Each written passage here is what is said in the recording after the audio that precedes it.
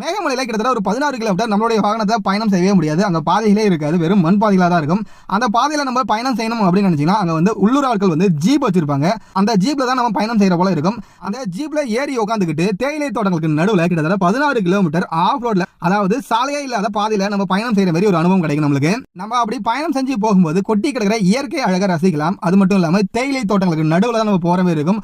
அதனால தேயிலை தோட்டங்களையும் நம்ம நிறைய பார்க்கலாம்.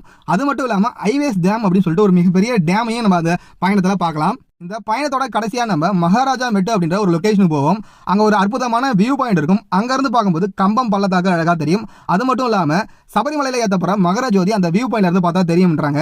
அதனாலதான் இந்த இடத்துக்கு மகாராஜா மெட்டு அப்படின்னு சொல்லி பேர் வந்ததா கூட குறிப்பிடுறாங்க.